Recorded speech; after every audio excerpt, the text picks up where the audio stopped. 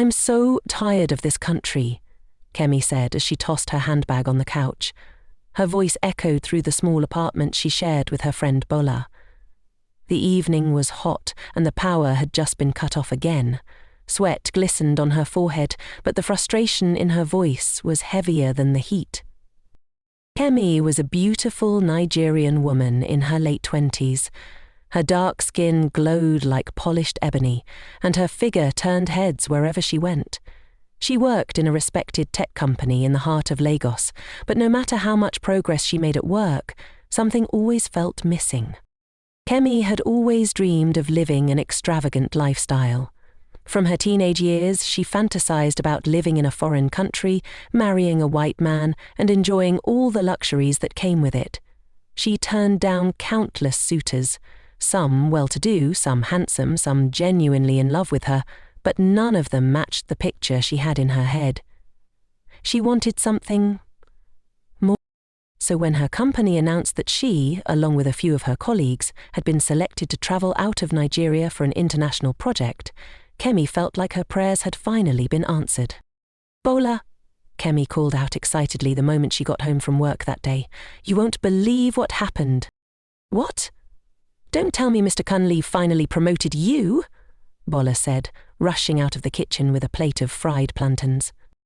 "Better than that," Kemi beamed. "I'm going to America." Bola nearly dropped the plate in her hand. "Ha, Kemiya, America, Kay, you serious?" "I'm dead serious. My company chose me for the international project. I'll be traveling with some of my colleagues next week." As Bola jumped and screamed in excitement, Kemi's mind drifted. She wasn't just excited about the trip. Deep down, she saw this as her golden opportunity. Maybe this was how she would finally meet her white Prince Charming. "I wish my dream finally comes true on this trip," she said quietly, more to herself than Bola. When the travel day arrived, Kemi wore a wide smile all through the airport. It was her first time traveling out of the country, and everything about it felt like a movie scene. The flight was smooth, and before she knew it, she was stepping foot into the United States of America. The air was cold, the roads clean, the buildings tall and shiny. Everything looked like the Instagram reels she always watched. Their first few days were packed with meetings and presentations. The project was a success. Their team from Nigeria impressed the Americans, and the contract was awarded to them. Everyone was in high spirits. To celebrate the win, the American team invited Kemi and her colleagues to a small, private party at one of the executives' homes. It wasn't anything too fancy, but the setting was classy and the atmosphere was warm. Just a few glasses of wine, soft music, and conversations about the future. Kemi, however, had her own agenda. That evening, she stood in front of the mirror in her hotel room for nearly an hour. She had laid her wig perfectly, drawn her brows to perfection, and chosen a deep red gown that hugged her curves in all the right places. She sprayed her favorite perfume generously and looked at herself one last time. "I'm ready," she whispered. The party was still buzzing with life. Soft music floated through the air as the guests moved around, sipping wine and engaging in small talks. Everyone looked relaxed and pleased, basking in the glow of the successful deal between the American company and Kemi's team. Kemi stood near the edge of the room, swirling her wine gently in her glass, her eyes scanning the room with subtle curiosity. And then he walked in. George. He was tall, clean-shaven, and sharply dressed in a navy blue suit that hugged his lean frame perfectly. His short blonde hair was trimmed neatly, and there was a calm confidence in the way he carried himself. Kemi noticed the way people turned to greet him as he walked through the room. He wasn't just another guest, he was someone important. As he approached her, Kemi's fingers tightened slightly on her glass. He stopped just in front of her and flashed a charming smile. "Hi, damsel," he said smoothly, extending his hand toward her. "You look absolutely gorgeous tonight. Hope you're enjoying yourself." Kemi smiled, shaking his hand softly. "Thank you. Yes, I am. It's a lovely party." George lingered for a moment, his eyes scanning her face with interest. Just as he was about to step away, Kemi leaned in slightly. Wait, she said, smiling sweetly. You work with the hosting company. George stopped and turned back to face her. Yeah, I do. Project manager. And you must be one of the smart brains from Nigeria who just closed this deal. Kemi chuckled lightly. I guess you could say that. They chatted casually for a while, talking about the project, Lagos traffic, American food, and even their favourite TV shows. George was funny, engaging, and he made Kemi feel seen in a room full of strangers. For a brief moment, her eyes sparkled with excitement as she found herself drawn deeper into the conversation. Then, it happened. George, while narrating a funny story about his trip to Europe, casually mentioned, "So my wife and I ended up missing our flight because we were busy arguing about cheese." Kemi blinked, her smile fading just a little. "Your wife?" she asked, trying to hide her disappointment. George nodded with a laugh. "Yeah, she's a foodie." Kemi's heart sank. All the little fantasies she had started building in her head vanished in an instant. She had genuinely thought she had found her white prince, but now he was just another married man. Still, she masked her feelings quickly and kept the conversation going, determined not to let the night end on a sour note. They exchanged contacts before the night ended. When Kemi and her team returned to Nigeria a few days later, her thoughts kept drifting back to George. Despite knowing he was married, she found herself looking forward to hearing from him. She messaged him as soon as she landed and thanked him for the lovely conversation. George responded kindly, and from that day on, they started speaking regularly. The calls weren't romantic, at least not on George's side. They were casual, friendly, and full of laughter, but Kemi couldn't help the way she felt. She enjoyed the attention, the connection, and the fact that someone in America, a white man no less, found her interesting. Weeks passed, and the calls continued. Sometimes it would just be a quick hello. Other times they would talk for hours. One day, Kemi finally decided to open up. "George," she said over the phone, her voice soft, "can I tell you something personal?" "Of course, Kemi. What's on your mind?" "I've always dreamed of marrying a white man," she said shyly. "It's been a wish I've held on to since I was young. I know it sounds silly, but it's something I've always wanted." George was quiet for a moment. Then he said, "That's not silly at all. Everyone has their preferences, and you know what? I might be able to help with that." Kemi sat up. "Really? There's a matchmaking program here in the States," George explained. "It's mostly for people looking for international relationships. You submit your photo, a short bio, and then they pair you based on your interests and values. I know someone who works with the program. I could talk to them for you." Kemi's eyes lit up. "Please, I'm very interested." True to his word, George sent her a file containing pictures and brief bios of several single men who had signed up for the program. Kemi stared at her phone for hours, scrolling through the profiles. Some were good-looking, some seemed boring, and others didn't spark anything in her. But then she saw him, Joshua. He had a gentle smile, brown hair, and his eyes looked warm and kind even in the picture. His bio described him as a kind-hearted software engineer who loved volunteering, animals, and travelling to Africa. Kemi couldn't explain it, but there was something about him that made her heart race. She called George immediately. "I've picked someone. His name is Joshua." George laughed on the other end. "You didn't waste time, did you? I feel something when I look at him." "All right," George said. "Let me handle it from here." George contacted Joshua through the information on his profile. After some small talk and explaining about Kemi, he invited him to a nearby cafe for a proper conversation. Joshua, curious and open-minded, agreed. At the cafe, George pulled out his phone and showed Joshua a few of Kemi's pictures. "She's smart, she's hard-working, and, honestly, one of the most sincere people I've met recently," he said. Joshua smiled. "She's beautiful." Without wasting time, George video-called Kemi and placed the phone in front of Joshua. "Hi, Joshua," Kemi said, her voice slightly nervous but sweet. "Hello, Kemi." Joshua replied, smiling. Nice to finally see you. They talked for a few minutes, just pleasantries and light conversation, but there was an instant connection. Something calm and exciting danced between them, even through the screen. Joshua nodded as the call ended. I like her. I'd like to get to know her more. George leaned back, satisfied. Good. I'll send you her number. You two can take it from there. The two men laughed, clinking their coffee cups together. The atmosphere was light and hopeful. George sent Kemi's contact to Joshua and reminded him to keep it respectful and serious. That evening, as Joshua saved Kemi's number into his phone, he smiled to himself. He wasn't exactly searching for love, but something about Kemi intrigued him, and he was willing to find out more. At the same time, Kemi waited in her apartment in Lagos, holding her phone and hoping for a message. Her heart beat fast as she replayed the video call in her head.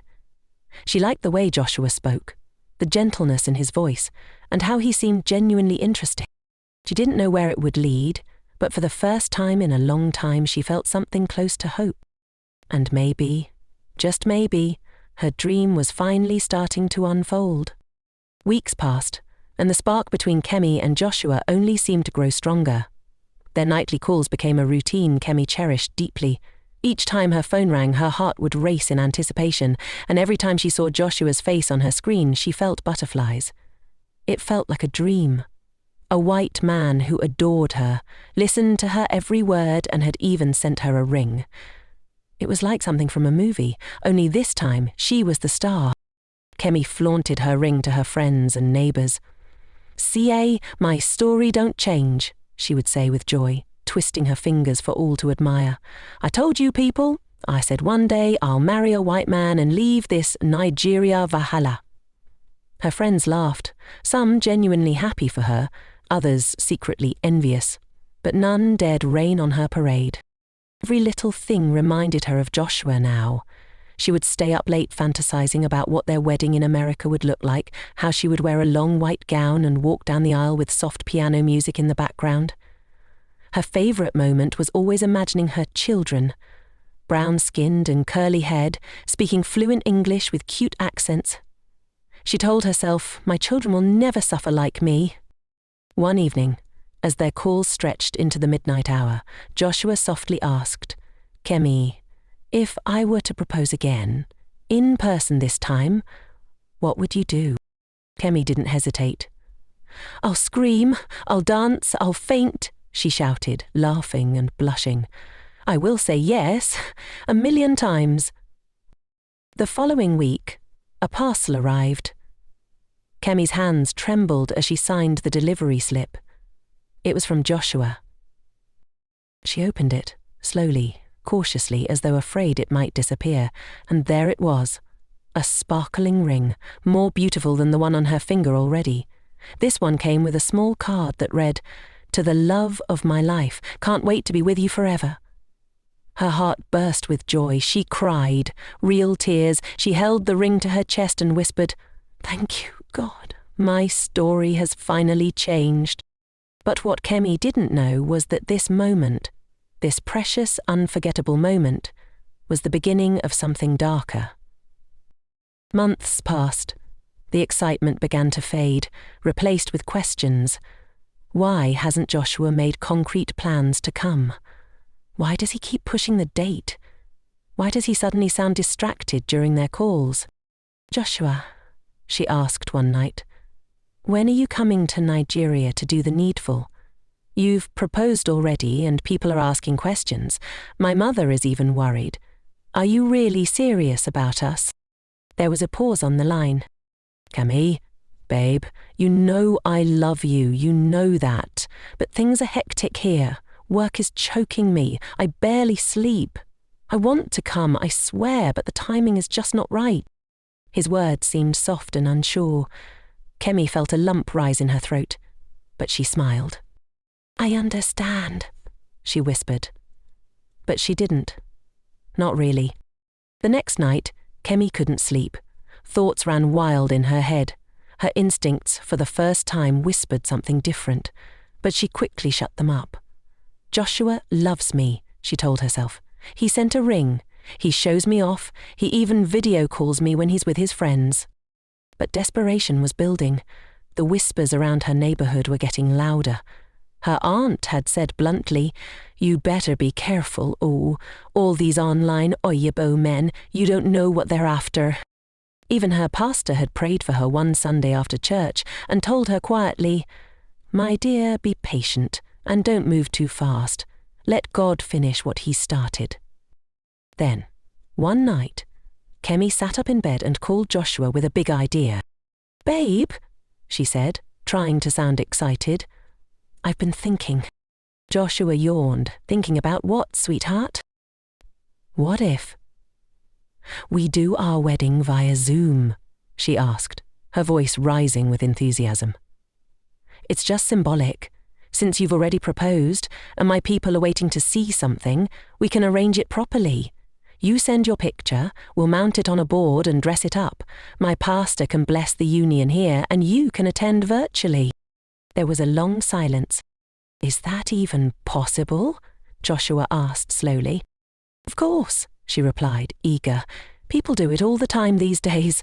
It's just the beginning of our journey together. Later, we can do the real wedding in America. This one will make everyone know I'm taken, and no one will disturb me again." Joshua was quiet again, then laughed softly. "You're one smart woman, Kemi." He giggled. "So is that a yes?" "Let's do it," he said. Kemi jumped out of her bed and danced. She was going to be a bride. Even if her groom was on a screen, she didn't care. She would take pictures and show the world. She had waited too long to let the moment pass. The next day, Kemi began the planning with excitement. She borrowed money, made calls to decorators, and visited her pastor to book a date. She even bought a mannequin to mount Joshua's picture on. Her tailor began sewing a beautiful white gown, and she picked out gold accessories. Her friends were divided. Some cheered her on, others stared in disbelief. "Kemi, you sure say this thing makes sense?" her best friend Leo asked one night. "Are you not rushing this thing?" Kemi looked up sharply. "Leo, I love him. And he loves me. This is not your normal Instagram love. He's real." But late at night, when she was alone, she began to notice the tiny cracks. Joshua had stopped calling as often. When she called, sometimes he didn't pick. Other times he would sound tired or distracted. Once, when she asked for a new picture for the ceremony, he said, "Use the one you already have. I'm not in the mood for pictures right now." Her heart tightened. She ignored it. She continued with preparations. The venue was booked, a photographer had been hired, food was arranged. The picture of Joshua had been printed on a large frame, dressed in a suit, and mounted neatly at the front of the church. Kemi stood in front of the mirror in her wedding gown the night before the big day. She smiled at her reflection, but there were tears in her eyes. She couldn't explain the heaviness in her chest. Why did her fairy tale feel incomplete? Her phone buzzed. It was a message from an unknown number. "Are you sure you know who you're marrying?" Kemi froze. She opened the message and saw an attachment, a screenshot. It was a picture of Joshua, but not alone. He was holding a woman, a beautiful white woman in a wedding gown. The caption read, "My forever love, married the woman of my dreams today." Kemi's phone dropped from her hand. Her knees gave way and she sat on the floor. The room was silent. Only the sound of her breathing and her breaking heart filled the air.